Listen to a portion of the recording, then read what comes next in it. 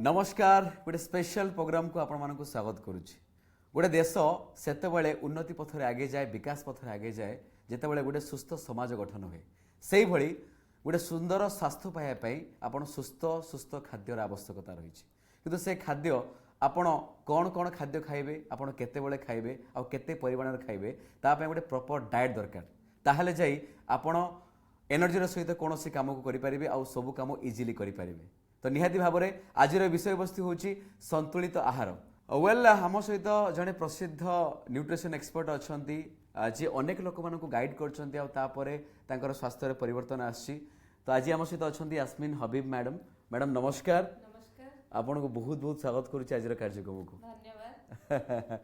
तो संतुलित आहार संतुलित खाद्य तेणु प्रथम प्रश्न मैडम आपन को रही संतुलित आहार बालांस डाइट आम क्या कहीपर देखंतु आमको खाद्यटा आम जाचु कि आहार नथिले आमको एनर्जी मिलबनी आमे बंची परिबानी तो आमे ए खाद्यटा को केमती संतुलित बा बैलेंस डाइट खाइबा आमर जो प्लेट टी रहूची सेथिरे जेमती विभिन्न प्रकार न्यूट्रिएंट्स जेमती कार्बोहाइड्रेट प्रोटीन फैट्स मिनरल ता सहित वाटर सबु जिनस जेमती ठीक अनुपात रे रहिबो ताहेले आम शरीर रे एनर्जी आसीबो आ आम शरीर रे कोनोसी जिनसर डेफिशिएंसी हेबनी माने कम होबनी मैडम किसी लोग बहुत पतला था से चाहते टे मोटा हाँपाई किसी लोग मोटा था कि चाहती पतला हाँपाई तेणु से ओजन कमेवा और बढ़ाई सेमती किसी डाइट रोचे कि सेमती किसी खाद्य को टाइम खाଇବା दरकार आ कौन कौन खाद्य खाଇବା दरकार कौन कहबे विषय खाद्य समस्तंक पई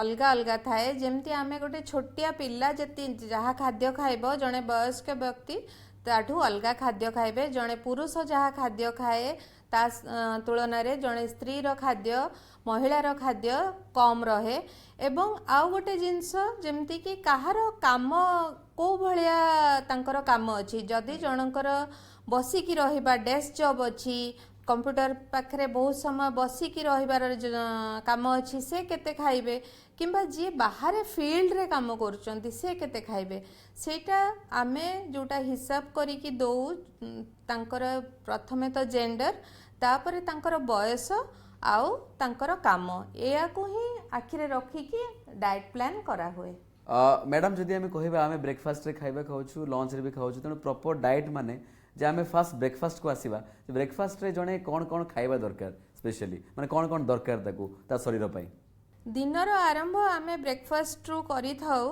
जोटा कि आमे राति रे 7-8 घंटा सोइला परे फर्स्ट आमर जोटा खाद्य आम पेट को जाए तो आमे एटा भाबी चिंती कि नेबा कथा बहुत जनकर अभ्यास थाए सकाळु उठी कि चाहा कॉफी नेबाटा जोटा कि आमर शरीर पक्षे क्षतिकारक कारण आम सेते बेल को आम बॉडी रे ऑलरेडी एसिडिक हेकी थाए तो आमे जदि आउ थरे ताकू एसिडिक जिनस नेबा चाहा किंबा कॉफी नेबा ताहले आहुरी एसिडिटी बढ़ी जिवो एई जगह आमे जेमती लेंबू पानी बहुत जन वेट कम करिया पई महू लेंबू पानी नियंती बहुत जन ग्रीन टी नियंती एमती विभिन्न प्रकार हर्बल टी भी आपण एई समय रे नै परिबे तापरे आपणकर जहाँ भी योगा करंतु किंबा एक्सरसाइज करंतु ब्रेकफास्ट करिवे ब्रेकफास्ट जेमती आपणकर प्रोटीन आ फाइबर पोर्शनटा बेसी रहइबो कारण हमको सारा दिन काम करिबार अछि पिला स्कूल जिबे कि बड़ माने ऑफिस जाउचंती तो तांको होल डे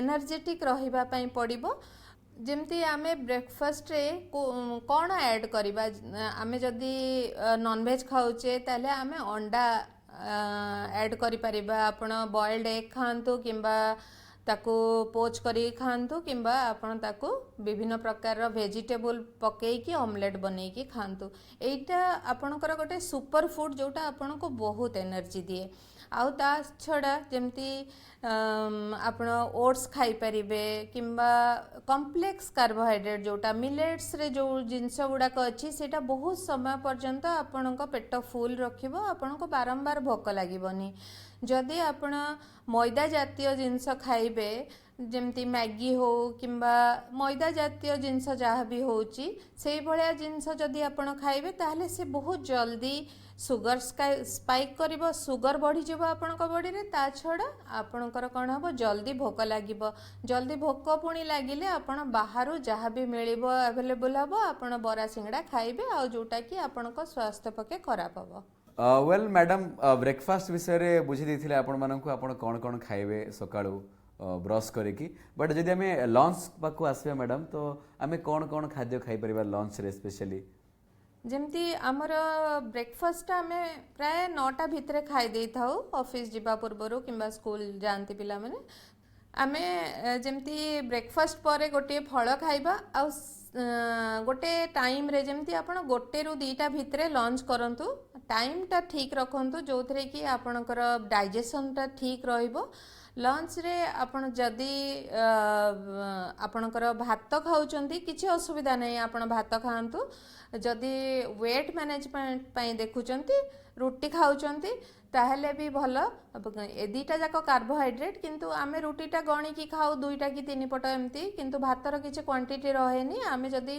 ताकू भी गोटे मेजरमेंट करिकी आमे खाइबा कि गोटे कप खाइबा कि गोटे गिना बाहर करिकी खाइबा ताहले सेटा भी किछि असुविधा नहीं भातटा कार्बोहाइड्रेट है डाली आमे ऐड करिबा डाली ता सहित पनीपरिबा जहाँ भी हेले दहीटा सब बेले ऐड करंतु खाइबारे जोटा कि प्रोबायोटिक हुए आपनका लंच रे जदि दहीटा ऐड करूचंती ताहले आपनकर डाइजेशन भल रहिबो गट हेल्थ भल रहिबो आउ ता सहित विभिन्न प्रकार जमती काकुड़ी गाजर बीट ए भलिया सबू परिवा को नेकी गोटे सलाड बनेकी ताकू भी ऐड करंतु आपण जदि छुआ मानकु दउचंती सलाड खाइबा पई स्प्राउट्स बनेकी से सलाड रे स्प्राउट्स को भी ऐड कर दियंतु जोथरे कि तांकु भल मिनरल्स आ तांको फाइबर भल जिवो तांको बॉडी रे तो यही भाया लंच रे आमे यही सब जिनस ऐड करिकी खाई परिबा आ जो मानकु जदि दही खाइबा पसंद करूनांती ताले खाइबा परे से माने छास पी परिबे जोटा कि बटर मिल्क आपण पुदीना गोलमरिच गुंड जीरा गुंड पकेइकी सीटा गोटे घोल दही जहाँ को कहती ताकू आपण ऐड करि परिबे पी परिबे खाइला परे जोटा कि आपनको डाइजेशन रे हेल्प करिवो बहुत सुंदर भाव में मैडम बुझी देथिले आपण मानकु आपण जदि अनुसरण करेंगे तो निश्चित भाव में गोटे सुस्थ जीवन बंची पारे और फिजिकली फिट हो पारे मैडम आपड़ तो कहले लंच विषय तापर आम जो आसवा इवनिंग स्नैक्स जो अच्छी सेठी आम लोक मैंने कौन सब खाई पारे जहाँ गोटे सुस्थ शरीर से पारे देखंतु प्राय आमे सकाळू जहाँ भी समस्ते अलर्ट रहंती कि भल जिनस खाइबा ठीक संध्या बेल को समस्त को बहुत क्रेविंग हुए आउ स्ट्रीट फूड जंक फूड आड़ को बेसी आकृष्ट हुअंती विभिन्न प्रकार जेमती कि आपणकर स्ट्रीट फूड रे विभिन्न प्रकार जिनस मिलूची जोटा कि बहुत स्वाद लागे आउ कलर दिया होता है विभिन्न प्रकार स्मेल भल आसे तो आमे सेटी को आकृष्ट हो तो यही समय आपण जदि सुस्थ रहिबा पई चाहूचंती तो आपण ए रास्ता कड़र जो जंक फूड फास्ट फूड रू टिके निजको दूरेई रखंतु एही समय रे आपण जेमती कि जो चीना बादाम खाई परिबे मुढ़ी खाई परिबे किंबा आपणकर जो मखाना बोली गोटे जिनस आसे सेटा को भी आपण फ्राए करिकी रखी परिबे मखाना को खाई परिबे जोटा बुटटा कला बुट जो देसी चना जो कहती ताकू भी भाजिकी रखी परिबे ताकू भी खाई परिबे तो एई भलिया सब जिनस खाइले आपणकर किछि इनडाइजेशन हबनी संध्या बेले बहुत जनकर खटा हेकुटी किंबा जो इनडाइजेशन हेकी बांती बांती लगे से भलिया जिनस आपणकर हबनी आपण जदि एई सबू को ध्यान देकी टिके भल भाव मुढ़ी चूड़ा यही सब जिनस को जदि खाइबे बेले बेले मैडम कौन हुए जे समस्त कहते फास्ट फूड खाई दियो मोटा हो हेल्थ हो तो ये कौन सत आप कौन कहते ए विषय ମୁଁ ତ ନିଶ୍ଚିତ ଭାବରେ ସମସ୍ତଙ୍କୁ ମନା କରିବି କି ଫାଷ୍ଟ ଫୁଡ୍ ଜଙ୍କ ଫୁଡ୍ରୁ ଟିକେ ଦୂରେଇକି ରୁହନ୍ତୁ। ଦେଖନ୍ତୁ ଆଜିକାଲି ଫାଷ୍ଟ ଫୁଡ୍ ବହୁତ ଇଜିଲି ଆଭେଲେବୁଲ୍ ହେଇଯାଉଛି, ଆଉ ଏଇଟା ବିଜନେସ୍ ପର୍ପସ୍ରେ ଯେହେତୁ କରାହେଉଛି, ଏଥିରେ ଯେଉଁ ଫ୍ୟାଟ୍ ୟୁଜ୍ କରାଯାଉଛି ମାନେ ତେଲ ଯେଉଁଟା ୟୁଜ୍ କରାଯାଉଛି ସେଇଟା ଟ୍ରାନ୍ସ ଫ୍ୟାଟ୍ ୟୁଜ୍ କରାଯାଉଛି, ଯେଉଁଟା ଆମ ଶରୀର ପକ୍ଷେ ବହୁତ କ୍ଷତିକାରକ। ଦେଖ ସେଇଥିପାଇଁ ଆଜିକାଲି ଗୋଟେ ମାନେ ଛୋଟ ପିଲାମାନେ 10-12 ବର୍ଷର ପିଲାମାନେ ଓଭର ୱେଟ୍ ହେଇଯାଉଛନ୍ତି, ବହୁତ ଓଭର ୱେଟ୍ ହେଇଯାଉଛନ୍ତି। ଆଉ ଝିଅମାନଙ୍କ ଭିତରେ PCODର ପ୍ରୋବ୍ଲେମ୍ ଆରମ୍ଭ ହେଇଯାଉଛି ବହୁତ ଜଣଙ୍କର, ଆଉ ପ୍ରାୟ ଓଭର ୱେଟ୍ ହେଇଯାଉଛନ୍ତି। ତା ସହିତ ଦେଖନ୍ତୁ ଏଇ ଯେଉଁ କେମିକାଲ ମିଶା ହେଉଛି, ବିଭିନ୍ନ ପ୍ରକାର କଲର୍, ବିଭିନ୍ନ ପ୍ରକାର ଆଡିଟିଭ୍ ମିଶା ହେଉଛି, ଯେଉଁଥିରେ କି ଜିନିଷଟା ଖରାପ ହେବନି ଜଲ୍ଦି ବୋଲି, ସେଇ ଜିନିଷଟା ଧୀରେ ଧୀରେ ଆପଣ ଯଦି ବହୁତ ଦିନ ପର୍ଯ୍ୟନ୍ତ ଏଇଟାକୁ ଖାଇବେ କ୍ୟାନ୍ସର ବି ହେବାର ସମ୍ଭାବନା ଥାଏ। ବେଳେବେଳେ ମ୍ୟାଡ଼ାମ୍ କ'ଣ ହୁଏ ଯେ ମାର୍କେଟରେ ମାନେ ବାପା ମାଆ ମାନେ ଯାଇଥିବେ, ତାଙ୍କ ପିଲାମାନେ ତାଙ୍କ ସାଥିରେ ଯାଇଥିବେ, ଯେତେବେଳେ ଫାଷ୍ଟଫୁଡ଼୍ ଦେଖିବେ କହିବେ ପାପା ଆମେ ଫାଷ୍ଟଫୁଡ଼୍ ଖାଇବୁ, ତ ସେତେବେଳେ ନିୟନ୍ତ୍ରଣ କରିବା ଅସମ୍ଭବ। ଯେମିତି ଆପଣ କହିଲେ କି ପିଲାମାନେ ଅଳି କରୁଛନ୍ତି ଫାଷ୍ଟ ଫୁଡ୍ ଖାଇବା ପାଇଁ, ତ ଏଥିରେ ପ୍ୟାରେଣ୍ଟସ୍କୁ ଟିକେ ସତର୍କ ରହିବାକୁ ପଡ଼ିବ। ଯେତେବେଳେ ବି ଆପଣ ପିଲାଟିକୁ ବାହାରକୁ ନେଇକି ଯାଉଛନ୍ତି ତା ପୂର୍ବରୁ ତାକୁ କିଛି ଖୁଆଇକି ନେଇକି ଯାଆନ୍ତୁ। ଏମିତି ନାହିଁ ଯେ ପୁରା ଏମ୍ପ୍ଟି ଷ୍ଟମାକ୍ ନେଇକି ଯିବେ, ପିଲାଟି ଭୋକିଲା ଥିବ ଯାହା ଦେଖିବ ତାକୁ ଖାଇବାକୁ ଇଚ୍ଛା ହେବ। ଦ୍ୱିତୀୟ କଥା ହେଲା, ଆପଣ ଯଦି ବାପା ମା ଯାହା ଖାଇବେ ପିଲାମାନେ ବି ତାକୁ ଅନୁସରଣ କରିବେ। ତ ଯଦି ଆପଣ ଗୋଟେ ଜାଗାରେ ପଇଡ଼ ପାଣି ପିଉଛନ୍ତି, ନିଶ୍ଚିତ ଭାବରେ ପିଲାଟି ବି ପଇଡ଼ ପାଣି ପିଇବ, ସେ କୋଲ୍ଡ ଡ୍ରିଙ୍କସ୍ ପିଇବା ପାଇଁ ଜିଦି କରିବନି। ତ ସେଥିପାଇଁ ମୁଁ କହିବି ଯେ ଯଦି ଆପଣ ଚାହୁଁଛନ୍ତି ଆପଣଙ୍କ ପିଲାର ସ୍ୱାସ୍ଥ୍ୟ, ତାହେଲେ ଆପଣଙ୍କୁ ନିଜକୁ ଆଗ ବାପା ମାଆଙ୍କୁ ସତର୍କ ହେବାକୁ ପଡ଼ିବ। ତେଣୁ ସୁନ୍ଦର ସ୍ୱାସ୍ଥ୍ୟ ପାଇବା ପାଇଁ ଆମ ମନକୁ ମଧ୍ୟ ଆମେ ନିୟନ୍ତ୍ରଣ କରିବା ଦରକାର, ତାହେଲେ ଯାଇକି ଆମେ ଭଲ ଭଲ ଖାଦ୍ୟ ଖାଇବୁ ଏବଂ ଭଲ ଜୀବନଟେ ବଞ୍ଚିପାରିବୁ। ଆଚ୍ଛା ମ୍ୟାଡ଼ାମ୍, ଆମେ ତ ବ୍ରେକଫାଷ୍ଟ କଥା ହେଲେ, ଲଞ୍ଚ କଥା ହେଲେ, ତା ସହିତ ସ୍ନାକ୍ସ ବିଷୟରେ କଥା ହେଲେ, ଇଭିନିଂ ସ୍ନାକ୍ସ।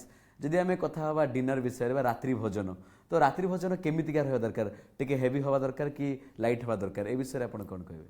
ଦେଖନ୍ତୁ ଡିନର ବା ରାତ୍ରି ଭୋଜନ ସବୁଠୁ ହାଲକା ହେବା ଦରକାର, କାରଣ ଆମେ ରାତିରେ କିଛି କାମ କରୁନେ, ଆମେ ଖାଇକି ଶୋଇପଡ଼ୁଛେ। ତ ଆପଣ ଏଇଟା ମନେ ରଖନ୍ତୁ, ଯେତେବେଳେ ବି ଆପଣ ଶୋଇବାର 2 ଘଣ୍ଟା ପୂର୍ବରୁ ଆପଣଙ୍କର ଯେଉଁ ରାତ୍ରି ଭୋଜନ ଡିନରକୁ ସାରି ଦିଅନ୍ତୁ। ତ ଆପଣ ଯେତେ ଅର୍ଲି ଖାଇବେ ସେତେ ଭଲ। ଯଦି ଆପଣ ଅଫିସରେ ରହୁଛନ୍ତି, ଆସିଲା ବେଳକୁ ଟିକେ ଲେଟ୍ ହେଇଯାଉଛି, ତାହେଲେ ଆପଣ ତଥାପି 9ଟା 9:30 ଭିତରେ ହିଁ ଆପଣଙ୍କ ଡିନରଟାକୁ ସାରନ୍ତୁ। ଆଉ ଡିନରରେ ଯେତେ ହାଲକା ଜିନିଷ ଖାଆନ୍ତୁ, ନନଭେଜ୍ ଆଭଏଡ଼ କରନ୍ତୁ, ରାତିରେ ନନଭେଜ୍ ଖାଆନ୍ତୁନି। ଆଉ ଯେମିତିକି ଆପଣ ବହୁତ ସାରା ଭେଜିଟେବୁଲ୍ ପକେଇକି ଦଲିଆ ଖାଇପାରିବେ, ଯେଉଁଟାକି ଆପଣଙ୍କ ବହୁତ ଜଲ୍ଦି ହଜମ ବି ହେବ, ଆଉ ଫୁଲ୍ ଲାଗିବ, ରାତିରେ ଭୋକ ବି ଲାଗିବନି। ଆଉ ନହେଲେ ଯଦି ଏଜେଡ୍ ଲୋକ କିଏ ଅଛନ୍ତି, ବୟସ୍କ ଲୋକ ଅଛନ୍ତି, ସେମାନଙ୍କୁ ଆପଣ ସୁପ୍ ବନେଇକି ଦେଇପାରିବେ। ବିଭିନ୍ନ ପ୍ରକାରର ଗାଜର, ଟମାଟୋ ଏସବୁର ସୁପ୍ ବନେଇକି ଦେଇପାରିବେ, ଯେଉଁଟାକି ତାଙ୍କୁ ସବୁ ପ୍ରକାରର ନ୍ୟୁଟ୍ରିଏଣ୍ଟ ବି ମିଳିବ, ତା ସହିତ ତାଙ୍କର ଡାଇଜେସନର ବି ପ୍ରୋବ୍ଲେମ୍ ହେବନି। ତାହେଲେ ମ୍ୟାଡ଼ାମ୍ ଆପଣ ଯାହା ବି କହୁଛନ୍ତି ଯେ ଆମକୁ ଯଦି ସ୍ୱାଦ ନଥିବ କିନ୍ତୁ ତାହା ହେଉଛି ଆମ ଦେହ ପାଇଁ ହିତକାରକ, ଯଦି ସ୍ୱାଦ ଅଛି ତାହେଲେ ତାହା ଖାଇଲେ ଆମ ଦେହ ଖରାପ ମଧ୍ୟ ହେଇପାରେ। ତେଣୁ ନିଶ୍ଚିତ ଭାବରେ ମ୍ୟାଡ଼ାମ୍ ଯାହା କହିଲେ ଯଦି ଆମେ ତାକୁ ଅନୁସରଣ କରିବା ଏବଂ ଆପଣ ସେ ଡାଏଟ୍ରେ ସେ ଖାଦ୍ୟକୁ ଆପଣ ନେବେ, ତାହେଲେ ଗୋଟେ ସୁନ୍ଦର ସ୍ୱାସ୍ଥ୍ୟ ମଧ୍ୟ ଆପଣ ବଞ୍ଚିପାରିବେ। କିନ୍ତୁ ମ୍ୟାଡ଼ାମ୍ ଆଉ ଗୋଟେ ପ୍ରଶ୍ନ ରହୁଛି ଯେ କିଛି ଲୋକମାନେ ଶାରୀରିକ ପରିଶ୍ରମ କରନ୍ତି ଅଧିକା, କିଛି ଲୋକ ମେଣ୍ଟାଲି ପ୍ରେସର ମଧ୍ୟ ନିଅନ୍ତି, ତ ସେମାନଙ୍କର ଯେଉଁ ଖାଇବା ଡାଏଟ୍ ରହିଛି ମାନେ କ'ଣ ସମାନ ରହୁଛି ନା କିଛି ଅଲଗା ରହିବ? ଦେଖନ୍ତୁ ଆପଣଙ୍କ ପାଟିକୁ ସ୍ୱାଦ ଲାଗିପାରେ, କିନ୍ତୁ ଆପଣଙ୍କର ଶରୀର ପକ୍ଷେ ଯେଉଁ ଜିନିଷଟା ଆପଣଙ୍କୁ କ୍ଷତି କରେ ସେ ଜିନିଷଟା ଆପଣଙ୍କ ପାଇଁ ହାନିକାରକ। ତ ଆମେ ଯଦି ସ୍ୱାସ୍ଥ୍ୟକର ଜିନିଷକୁ ସ୍ୱାଦିଷ୍ଟ କରିପାରିବା ବିଭିନ୍ନ ଭଲ ଉପାୟରେ, ଯେମିତି ଆମେ କିଛି ସାଲାଡ଼ ଖାଉନେ ତାକୁ କେମିତି ସ୍ୱାଦିଷ୍ଟ କରିବା, ତାକୁ ଟିକେ ଆମେ ଚିନାବାଦାମ ଟିକେ ପକେଇଦେବା କିମ୍ବା ଟିକେ କ୍ରଞ୍ଚି କରିବା ପାଇଁ ଆଉ କିଛି ଟିକେ ପକେଇକି ତାକୁ ସ୍ୱାଦିଷ୍ଟ ଆପଣ କରିକି ତାକୁ ଖାଇପାରିବେ। ପିଲାମାନଙ୍କୁ ବି ସେଇଭଳିଆ, ଆପଣ ଯଦି ପିଲା ଖାଉନି, ପାଳଙ୍ଗ ଖାଉନି ଶାଗ, ତ ମା ମାନେ କ'ଣ କରିବେ, ପାଳଙ୍ଗ ଶାଗର ଗୋଟେ ପ୍ୟୁରି ଭଳିଆ ମାନେ ପେଷ୍ଟ ଭଳିଆ କରିକି ତାକୁ ଅଟାରେ ଚକଟିକି ଯଦି ପାଳଙ୍ଗ ରୁଟି ବନେଇକି ବି ଦେଲେ, ତାହେଲେ ବି ସେଇଟା ତାଙ୍କ ଦେହକୁ ଗଲା ନ୍ୟୁଟ୍ରିସନ୍। ଆଉ ଦ୍ୱିତୀୟ କଥା ହେଲା ଯାହା ପଚାରିଲେ କି ଯେଉଁମାନଙ୍କର ଅଧିକା ମାନେ ଶାରୀରିକ ପରିଶ୍ରମ କରୁଛନ୍ତି, ନିଶ୍ଚିତ ଭାବରେ ଯେଉଁମାନେ ଶାରୀରିକ ପରିଶ୍ରମ କରୁଛନ୍ତି ତାଙ୍କୁ ବେଶୀ ଏନର୍ଜି ଦରକାର, ବେଶୀ କ୍ୟାଲୋରିଜ୍ ଦରକାର, ତ ତାଙ୍କ ଖାଦ୍ୟରେ ବେଶୀ ପ୍ରୋଟିନ୍ ଦରକାର, ଫାଇବର ଦରକାର, ମିନେରାଲ୍ସ ଦରକାର। ତ ଏଇ ଯେଉଁମାନେ ଜିମ୍ ବି ଯାଉଛନ୍ତି, ଯେଉଁମାନେ ଆଥଲେଟ୍ ଅଛନ୍ତି, ତ ଆମେ ଖାଦ୍ୟରୁ ତ ପ୍ରୋଟିନ୍ ପାଉ। ଆମେ ଯେଉଁମାନେ ନର୍ମାଲ ବସିକି ଯେଉଁମାନଙ୍କର କାମ, ସେମାନେ ତ ଖାଦ୍ୟରୁ ପ୍ରୋଟିନ୍ ପାଉଛନ୍ତି, ଡାଲି ଜାତୀୟ ଜିନିଷ, ପନିର, ଏସବୁରୁ ଆମେ ପ୍ରୋଟିନ୍ ପାଇଯାଉ। କିନ୍ତୁ ଯେଉଁମାନେ ଅଧିକା କାମ କରୁଛନ୍ତି କିମ୍ବା ଜିମ୍ରେ ଯାଇକି 3-4 ଘଣ୍ଟା ଜିମିଂ କରୁଛନ୍ତି, ଆଥଲେଟ୍ ଅଛନ୍ତି, ତ ସେମାନଙ୍କୁ ଏକ୍ସଟ୍ରା ପ୍ରୋଟିନ୍ ଦରକାର। ତ ସେଇ ଜାଗାରେ ସେମାନଙ୍କୁ ପ୍ରୋଟିନ୍ ଶେକ୍ ଦରକାର ହୁଏ। କିନ୍ତୁ ପ୍ରୋଟିନ୍ ଶେକ୍ ବି ଯଦି ଆପଣ ନେଉଛନ୍ତି ତ ଡକ୍ଟରଙ୍କ ପରାମର୍ଶରେ ନିଅନ୍ତୁ। ଆପଣଙ୍କର ଯଦି ବ୍ଲଡ଼ ପ୍ରେସର ଅଛି କିମ୍ବା ଆପଣଙ୍କ ହାଇ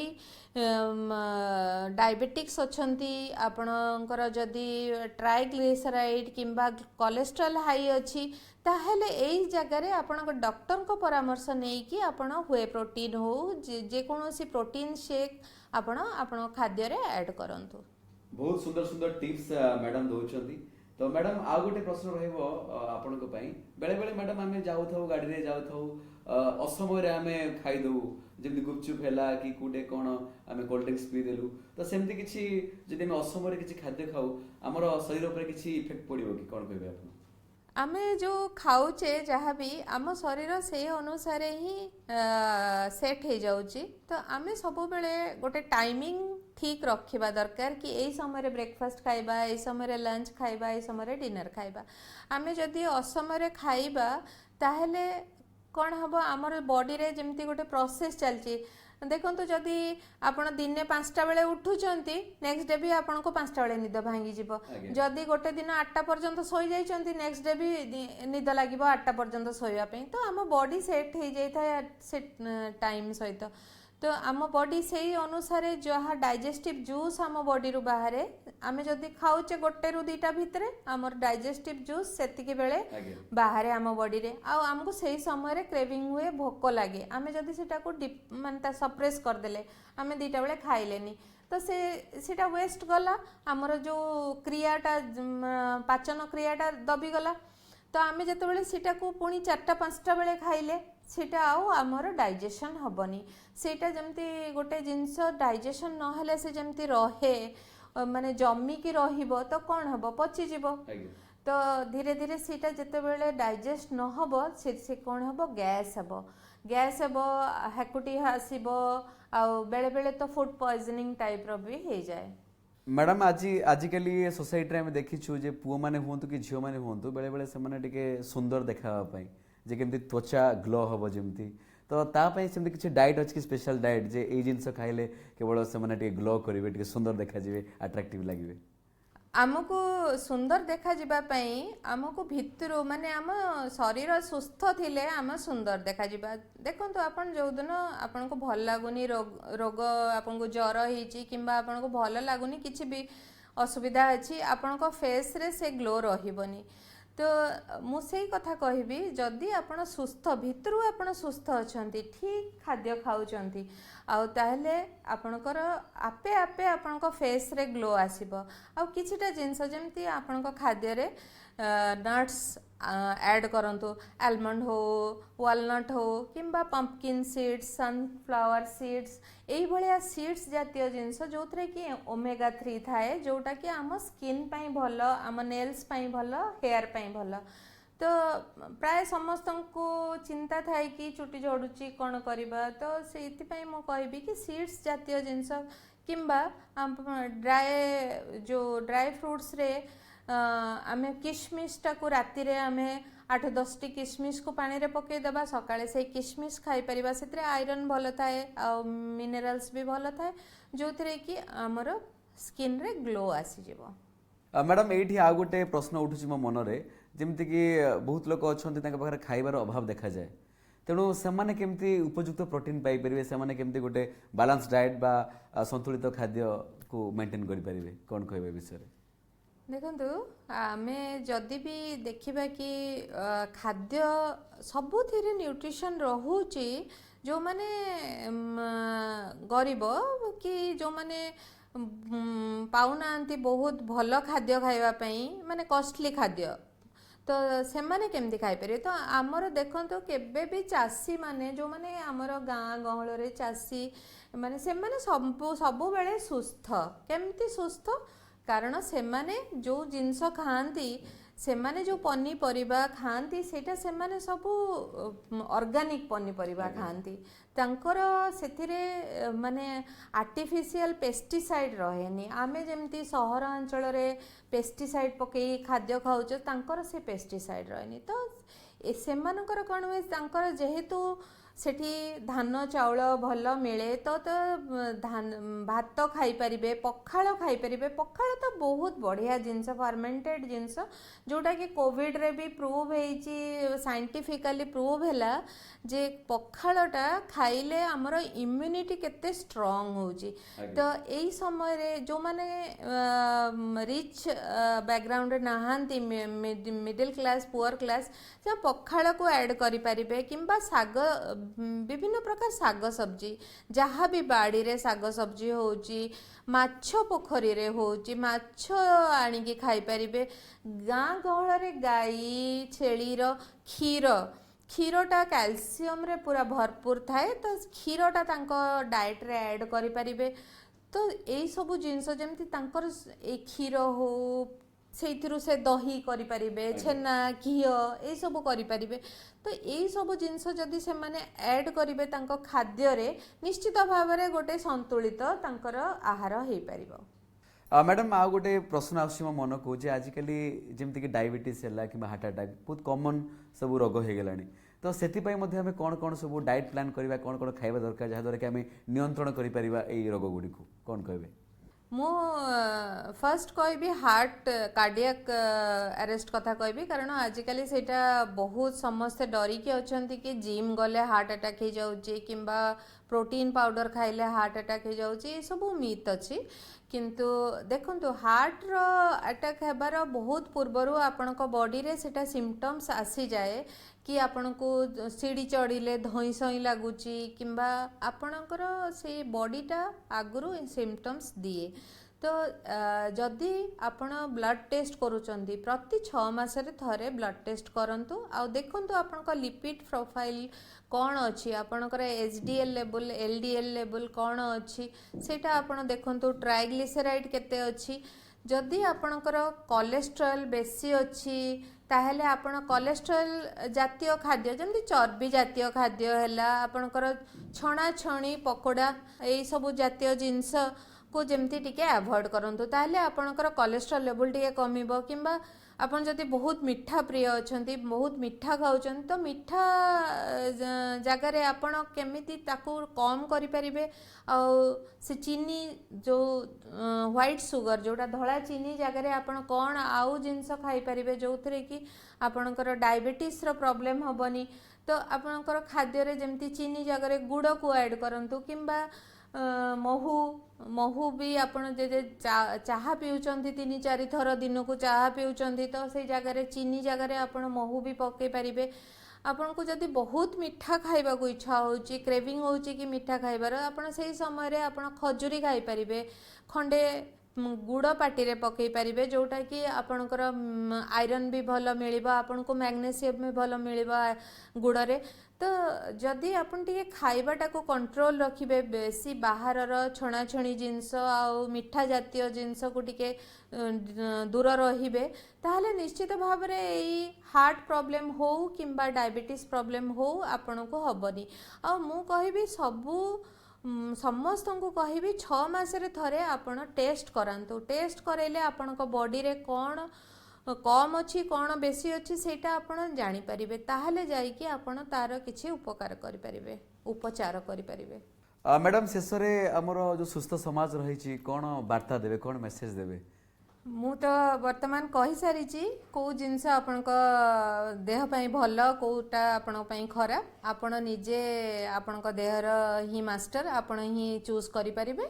तो मु आशा करी जे आपण माने घर खाद्य खातु बाहर खाद्य ठू जो फास्ट फूड रू टिके दूर ही रहंतु आउ जो आपणकर ऑर्गेनिक जहाँ भी पनीपरिबा मिलुची आपण खाद्य रे शामिल करंतु एमती नहीं जे बहुत कॉस्टली जिनस आपण शामिल करिवे तो ता छड़ा पिला मानक स्वास्थ्य घरे बड़ मानक स्वास्थ्य पे घरे ही रोसई करिकी दियंतु टिके कष्ट पड़िबो मु जानिछि आजिकाली समस्ते वर्किंग रोसई करिया पई आपन को टाइम मिलु नथबो किंतु आपन जदी टिके प्लानिंग करिवे आग दिन रु टिके प्लानिंग करिवे निश्चित भाव में आपन घर खाद्य आपन को परिवार को देई परिवे मु आशा करिवि समस्ते भल खाद्य खांतु आ सुषम खाद्य खांतु सुस्थ रहंतु। मैडम आपन को बहुत बहुत धन्यवाद आपण एते सुंदर सुंदर उपदेश देले जे केमति गोटे प्रॉपर डाइट लोक माने मेंटेन करि परिबे बा भल भाव में संतुलित खाद्य खाई पारिबे एवं सुस्थ जीवन बंची पारिबे। बहुत बहुत धन्यवाद मैडम। निश्चित भाव में आपण माने प्रत्येक दिन जो खाद्य संस्पर्श रे आसुचंती आपण एई आलोचना देखिके आपण जानि पारिथिबे जे को खाद्य आपणक पई हितकर को खाद्य आपणक पई हितकर नुह आपणक स्वास्थ्य आपणक हाथ रे। तेणु आसंतु आमे समस्ते मिसी सुषम खाद्य खाइबा सुस्थ समाज गठन करिबा आ सुस्थ रहिबा। नमस्कार।